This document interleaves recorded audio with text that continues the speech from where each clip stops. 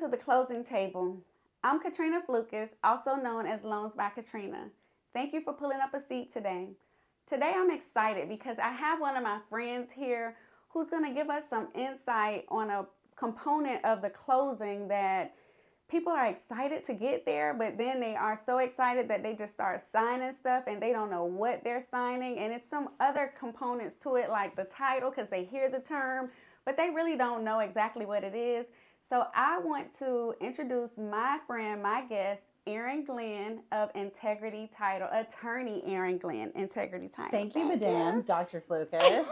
So happy to be here. Thank you for putting this together. Thank you. I was not expecting the Dr. Flukas thing, but yeah. So, Erin, okay, so let me go back and let me set the stage. So we met via Kathy Stratton. Great agent. So we had an opportunity to travel a little bit. We went to Detroit for one of the Safe Trust, my company, for the immersion, and you took well advantage. You went touring, and you saw Detroit, didn't you? I did. I was born in Chicago, so it had been a while since I had been back up to the Midwest. But Detroit, Rock City, home of Rocket Mortgage, United Wholesale Mortgage, two of the biggest players in the mortgage space right now. So they say one of the fastest ways to get to know somebody is by traveling with them.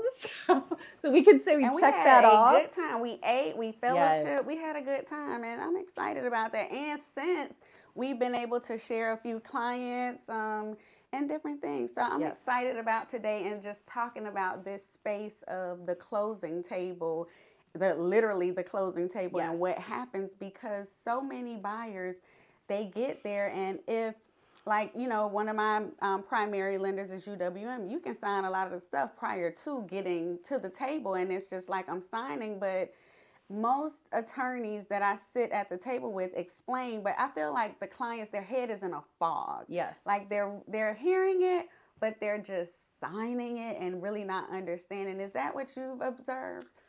You know, people listen when you explain things to them. Even just yesterday, today is a Saturday, so Friday, I had a closing with a builder who has been building houses for decades, right? And has done this 1,000 times. But I mean, when you're explaining something to somebody, if they don't want to hear it, they'll say, listen, I already read all of this, I'm good. For the most part, I find that when I explain things to people, it's taken and understood. And part of it is giving people as much information in advance as possible. You know, some people can say that, you know, you can over communicate. I would rather have that be the complaint. That's right. Than I don't know anything until an hour before I'm supposed to send you $50,000. So I try to over communicate as much as possible by giving people the documents in advance via email, which, you know, it might be at 8 p.m. the night before, but I'm going to send them to you and say, here's everything that you're going to see tomorrow. If you have any questions, don't hesitate to ask. For sure. So is there, as you're considering and thinking about the process, and I want us to think from a brand new first-time home buyer to those who are investors, developers, and the like, is there any document that you're like, hey, I really want you to pay attention to this? So you, like, make sure we're taking pictures, the videos are going, but make sure you're paying attention to There's 3 documents. You've got your note, your first payment letter, and your warranty deed. And then on the bank side, the security deed.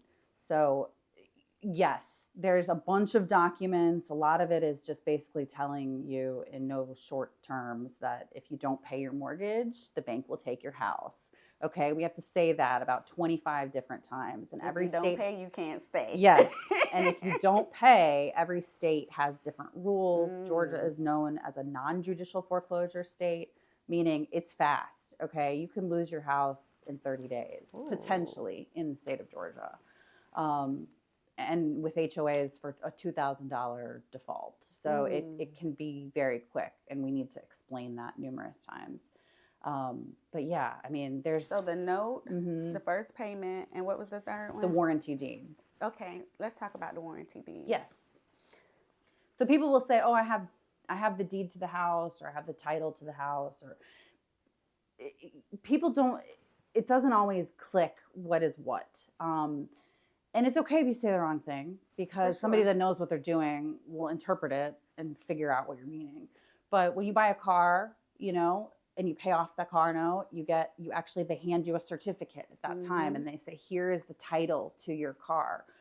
With a house, it's different in the state of Georgia. You get the title before you've paid for it.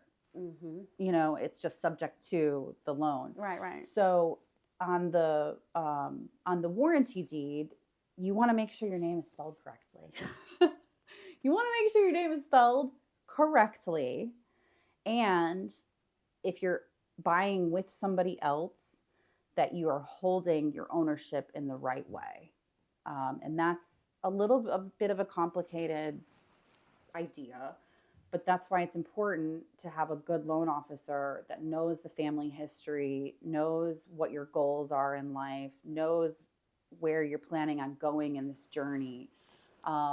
Because if it's a single mom that has children, even if those are adult children, but she's, has a life partner, I wouldn't want to give them ownership with survivorship, because you want to protect mom's kids' interests in the property.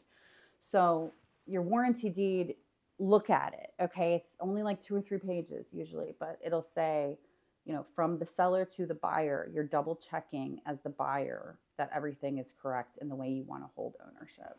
So I'm glad, because my next question was about this deed and who signs, and because I get a lot of boyfriend girlfriend, I get a lot of That first gives me time anxiety. home, like, because I really I want to delve there, this. because it's like, okay, well, we're gonna get married. Is the date set? Are you engaged? We're not engaged, but we're gonna get married. And people use it so loosely. And I'm like, well, do you understand? And I hate to be that girl. That's where you call the closing attorney, or a closing attorney. In the state of Georgia, it has to be an attorney. And you say, these people need counsel on the implications of what they're signing. Because TikTok is making people go crazy. You can put them on a deed, and everybody is going on the deed. And then it's like, well, I'm selling the house. Well, not without him, or not without her. There's what's known as a joint ownership agreement, or co-ownership agreement. I recently did one. Okay. And I wish I was doing them on every transaction, but people don't ask for it.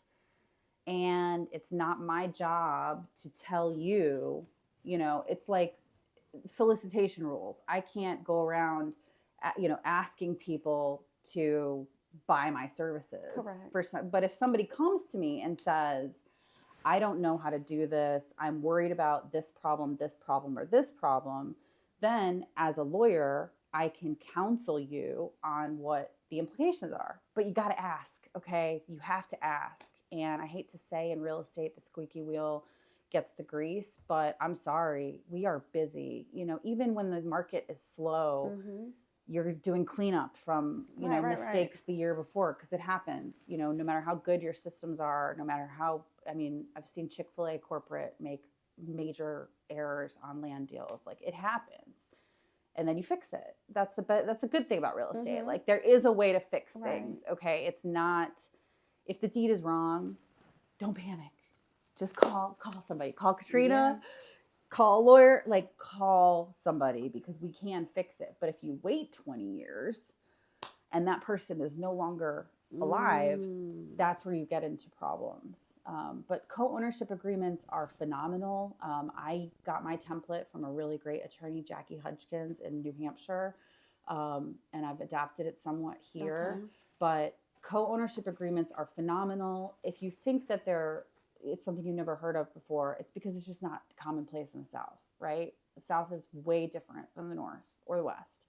So, in New York, New Hampshire, Maine, Massachusetts, where real estate's been around a lot more, right? Because those cities are just older than our cities down here.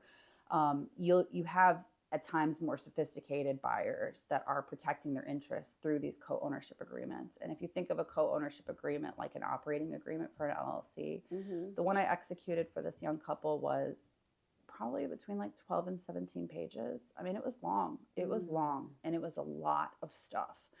but one side of the transaction was putting in like $28,000, okay, up front. And the other side of the transaction was not. But there was a proposed union to occur in the future, and they were both going to jointly contribute. But what if one person loses their job and never invests in the equity into the house? You have to spell out like who gets what when. And you can. That's the beauty of real estate, is like you can be very specific about it. If people think about it like a pizza, you know, your house is a pizza. Like, we're going to figure out how we're going to split this up. Thanks. And just get over this emotional stuff about we're in love and this is forever and we're going to build, you know, a garden. It's an asset. It is a tangible thing. That's right. And it can disappear in a fire tomorrow. So, or a hurricane. So literally. So, you know, just try and like engage people in your network that can come with a, I hate to say sterile, but like a very kind of clinical analysis of, okay, we have this pizza. Here's all the ingredients. We put it together. How much are you going to eat? How much are you going to eat? What goes in the fridge? What do we have for tomorrow? You just have to figure it out. And that's what a joint ownership agreement. Now, it's not free. I mean, it's a legal document. I was just, you know, that was my next question. How much is it? Because I want to make sure I refer my clients. I would say $1,500. Okay. Somebody like me, I could do that in this market with my current workload for about $1,500. Now, that could change drastically. Absolutely. Based on the complexity. If one party is out of the country, we have to engage an accounting firm to figure out trust. I don't know. I'm not an accountant, you know, right. But it's, you know, it's $1,500 that could save you $25,000 in legal fees. I was just about to say that amount is worth it in the long run, because I've had clients who have one person put the down payment. And it was going to be a thing until it wasn't a thing. And then it's like, well, how much does this person get if I paid the mortgage the whole time? And, you know, it was great going in because we're happy, we're in love, and all things are well. And I'm like, that's the best time to create your arrangement, too, so that you're very clear on the process. Because I promise you, daily I get it. Or someone will say, well, I want to put my kids, you know, on the deed. Or I've had situations where I had first-time home buyers trying to get a first-time home buyer a 1% down program. And they're like, well, you're title. Like, no, you're on title for this property. For another house. It's like, well, no, I'm a first-time home buyer. I never bought. You're on title. Like, it's not clear. Well, I didn't know my dad put me on, you know, so all of the things. And in that situation, we were able to move about because we got documentation that they never contributed. Yes. But what happens if you can't do that? Yeah. Then you don't get that free $20,000 grant or whatever your assistance program is. That's always the thing I tell my people before, you know, we add a child. I say, well, this could impact their ability to get down payment assistance in the future. And recently I had a family member say, okay, well, I don't want to do that. I'd want it just to be, you know, my spouse and I, or something to that effect. Because I ask people, do you have a will? Do you have, you know, like what, you know, because they're just thinking. I don't know what it is about me, but I love thinking about the worst case scenario. I mean, I don't know if I'm a realist or a pessimist, but I always think about the worst case scenario. And, you know, in real estate, I mean, somebody could die. I mean, these transactions can make people do crazy things if it's not done correctly. So you have to ask yourself with every like piece of this, you know, pizza, you know, what is the worst thing that could happen? Am I willing to potentially die over this transaction or, you know, be subject to some sort of violence? I mean, people do crazy things. And if you can't be up when money is involved and power, and if you can't be upfront with a family member or a spouse or a life partner and talk business, you should really rethink whether or not you want to add that person to your deed. Because if you can't have a frank discussion about life and death and taxes, it's not a good idea to just go filing legal documents. I love that. So something else that comes up a lot, I have a person, they're wanting to get a loan. Of course, you don't have to put your spouse on the loan application here in Georgia, but we're going through a divorce. So yeah, I'm like, You cannot sell a house during an active divorce. what about buy a new one? No. I don't know if there's a law against that, or like a judicial, there's probably not a law against it. But if I were a divorce attorney and I saw a potential major asset coming on the horizon, you better believe I would be licking my chops, because why would you do that? Every state is different. There's what's known as Right. common property states and community property states. I'm not a divorce attorney. Hat off to anybody that does practice in that area. But it's, yeah. Caution not. Yeah, Yeah. it's the same as a bankruptcy or, a foreclosure. It's a major legal proceeding. And unfortunately, everybody moves so fast now, and everything happens so quickly, and everything is disposable. And so marriages come and go, houses come and go, your cars come and go. Right. It's like, but truly, those things I just named, bankruptcy, divorce, foreclosure, they are major legal proceedings. Absolutely. That get recorded. And I mean, just, I think last week, a huge courthouse burned down in Rome, Georgia. And a lot of people were like, did my documents disappear? Because, you have to wonder, like, if you go through any of those kinds of filings, it's in the record. Yes, you can still buy a house with a bankruptcy. Yes, you can still buy a house post-divorce. But while that thing is active, probably not a good idea. Love that. Another one that I get, and I often will hear when I'm going over numbers with a client, and they're like, okay, well, that's a lot, or what can I reduce? And I'll hear the realtor say, get rid of the title insurance. Yeah. Get rid of the owner's title insurance. So they're looking there like, I see the lender title insurance and then owner, and it says optional. Yes. So in clear layman's terms, what is title insurance? Title insurance is a requirement in the state of Georgia for a bank to have an interest in a property. So if a bank is going to lend $300,000 to somebody to buy a house, an asset, that bank needs insurance that that asset is what it says it is. So the bank needs some outside party to come in and analyze and say, yes, this house is worth $300,000.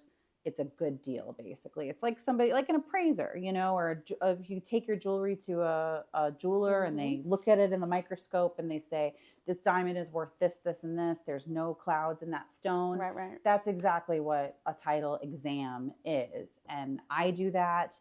Lawyers do that. Companies do that.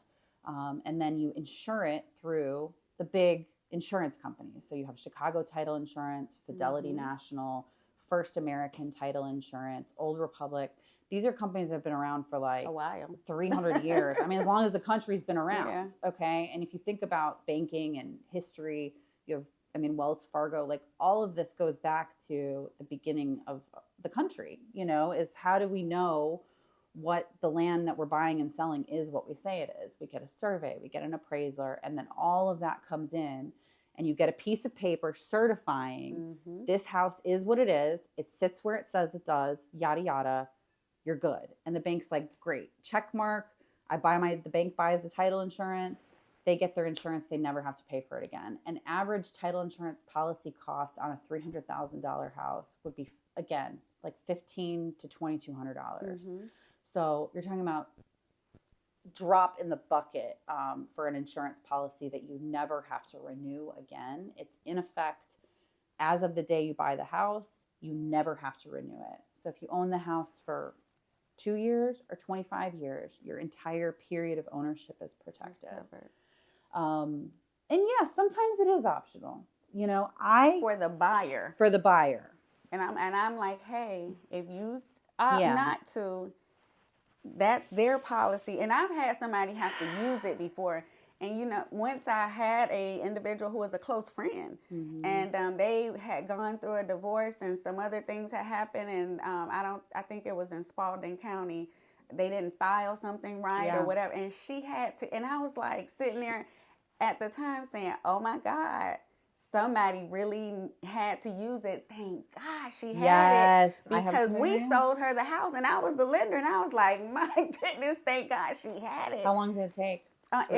We were able to, because she was selling then, and they had already divorced. Okay. So it didn't take us long, and because it stopped the process of the house being sold, but we were able to get everything done. But I was like, oh my gosh, somebody needed it. And my husband and I, we had a conversation. I'm like, be mindful when people are saying, I want to save that X amount, a couple $100. Are you ready to potentially lose your house over it? Like, that's what you they're really like, well, the have bank has it for the bank. Yes, and they will not implement that insurance policy in certain circumstances. So I have a house right now, $700,000 house in North Atlanta somewhere, and she did everything right. Beautiful house, smart lady, works in the industry, and some crazy person filed a deed that was completely fraudulent 12 years ago, and she can't sell the house until that deed gets removed. Okay, and again, major judicial proceeding. What does that mean? Possibly 6 months where she has to carry that mortgage. Ooh. Think about extra $5,000 a month going out of your pocket for a house you can't live in, don't live in, want to sell, but can't. I mean, people, that's when foreclosure can start. For sure. So, and then it's still a cloud on title as the other. And it never gets, it's still an issue that has to be dealt with.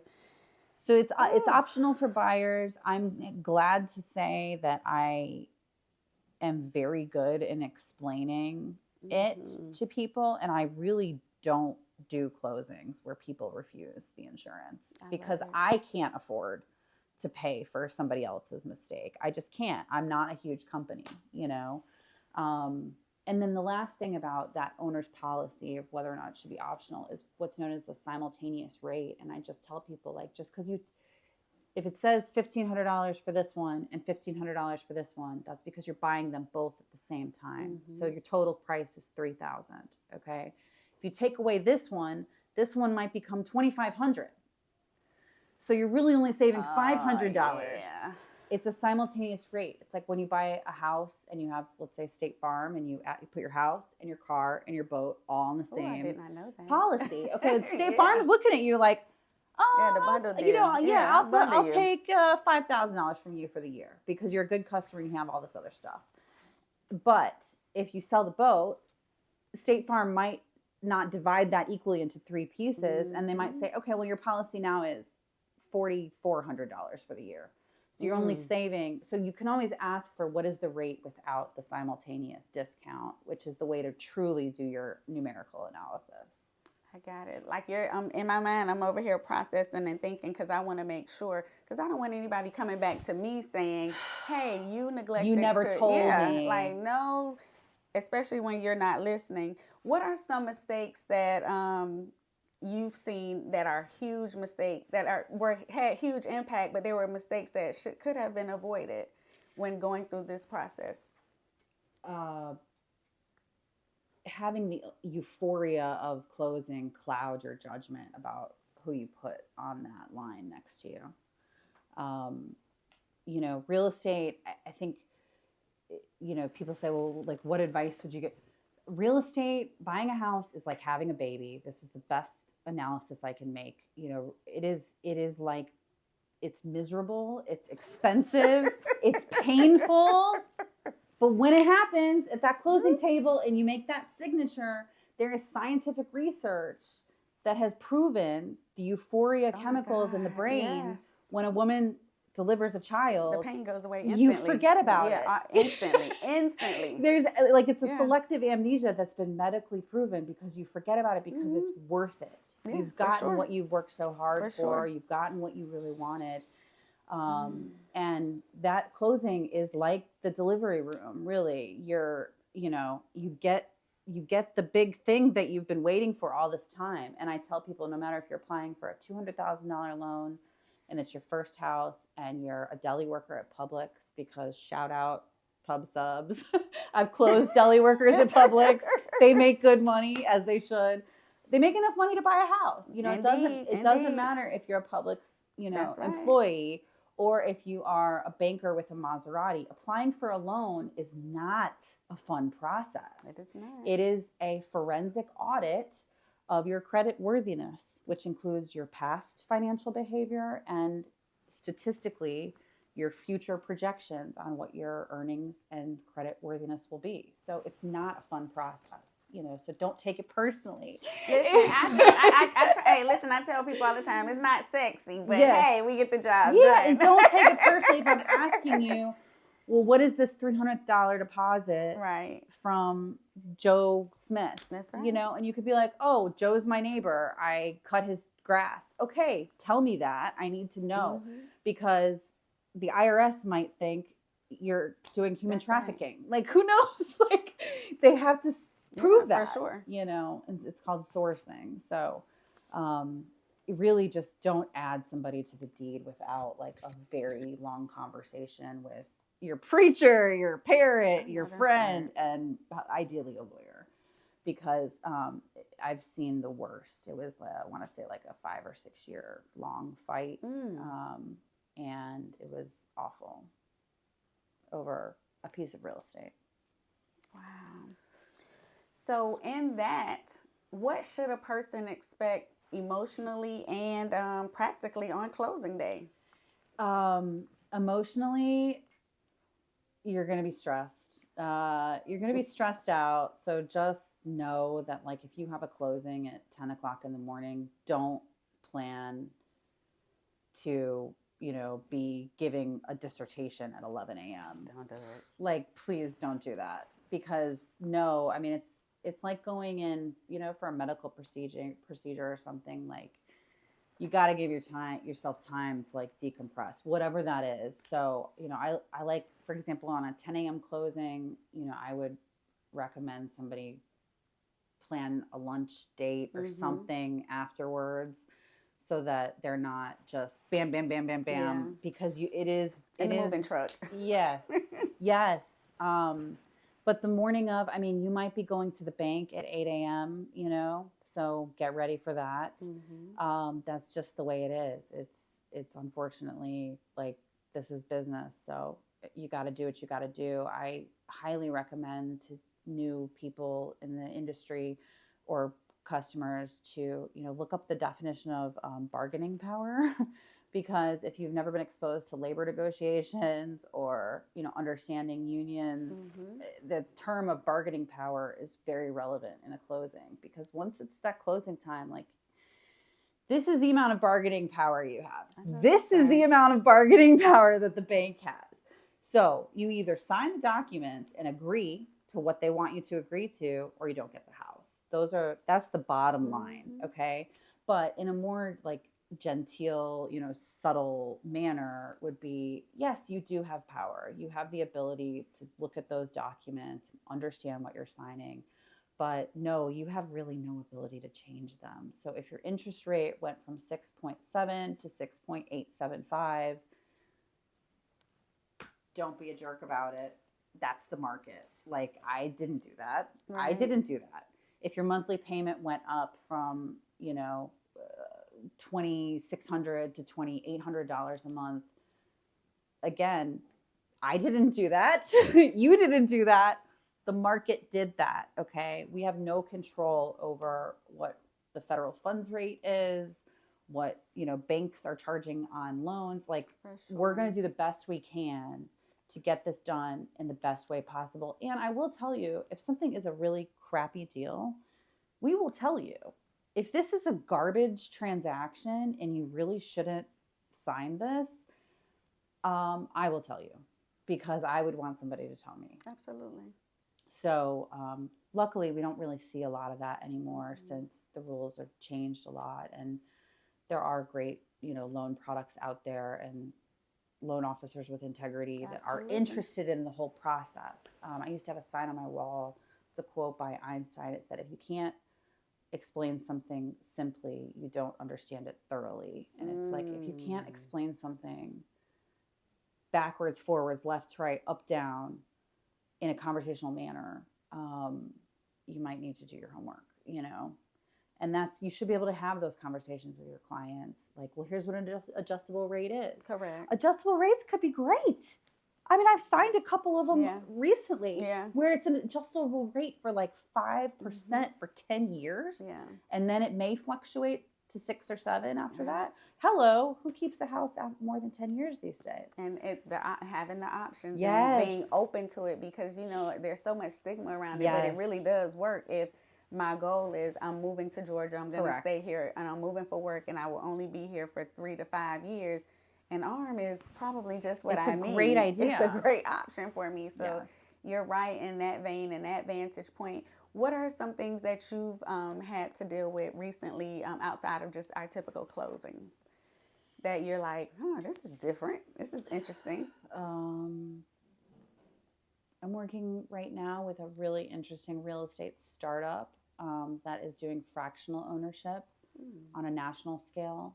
So they're basically commodifying ownership similar to, you know, an SEC filing. It's non-SEC regulated for some reason. But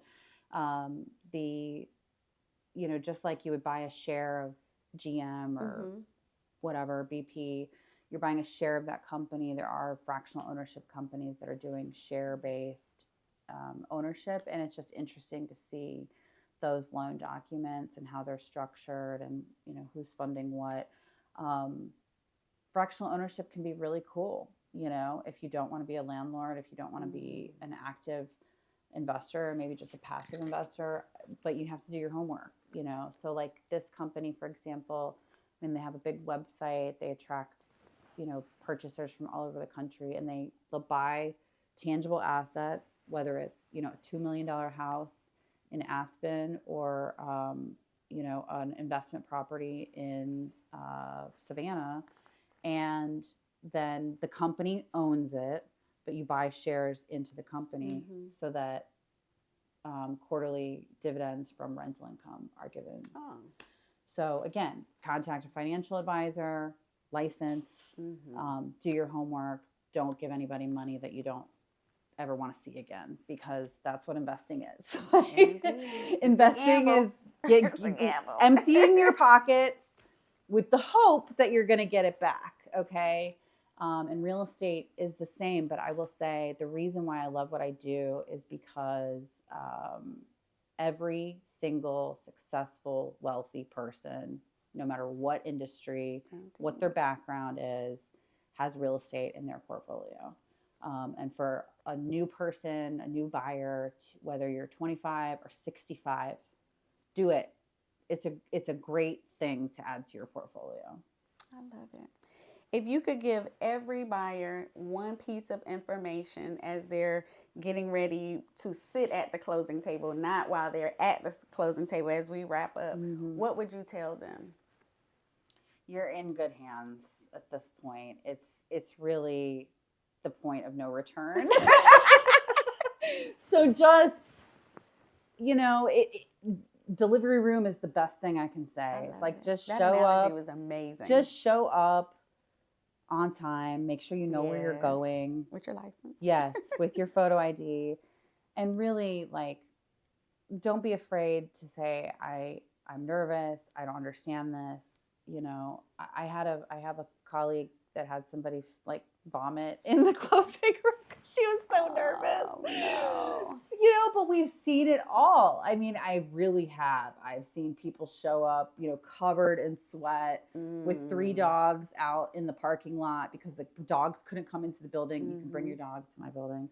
But, you know, previously we've seen it all. So don't be intimidated. Like, it's really more of a procedural, ministerial thing. It's hard for you to screw it up. You're pretty much not going to screw it up as long as you have paid, you know, what you're supposed to pay, and you show up where you're supposed to show up.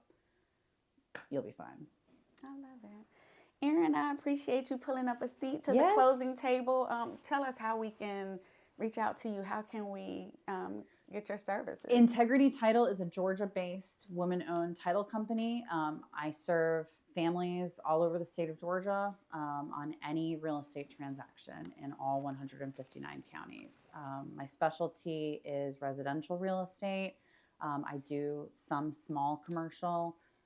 My website is closedwithintegrity.com. Again, it's Integrity Title, www.closedwithintegrity.com. My phone number is 770-598-6814. That's 770-598-6814. Closed with Integrity on Instagram, LinkedIn, Facebook. Just call Katrina. She'll find me. Yes, because she's helping me with some personal stuff. She is a Georgia person, but when you call a friend, you have to ask them to do some stuff that's just not Georgia, that's somewhere else. So I appreciate you for taking all of those crazy different things. And I will tell, if it's anything related to real estate at all, talk to me, because if I don't know, or if I legally cannot assist because of my license being in the state of Georgia, I have great relationships of other people. And I wanted to say also, I think you can tell a lot about a person as to how they handle their own affairs. And Katrina and I are wildly different in that she is so organized. She is so detail oriented. She's prepared all the time. Her house is immaculate. She knows, and I'm the complete opposite. I will just be stacking all the data and all the info, and then at the last minute, 11 o'clock on the filing, that filing is going in, and it will be correct. But it's not procrastination. It's just a method, and the way Katrina has handled some, legal documents of her own that I've seen is impressive. I would hire her. Listen, I'm like, I am not a lawyer. I'm just playing one today, but just trying to take care of my family. But in not being fearless about the unknown, just saying, oh my gosh, I don't understand this. Yeah. What do I do? What should I do? What does that mean? And thankfully, we have access to a ton of information, and a lot of it is very good. TikTok, internet, great, but you want to verify. Absolutely. Well, thank you guys for pulling up a seat at the closing table. I hope you enjoyed this segment. If you have any questions, anything that you want to know, just drop the word title in the comments, and I promise you I have you. And remember to like, share, and subscribe, and I will see you next week at the closing table. Talk to you soon. Peace.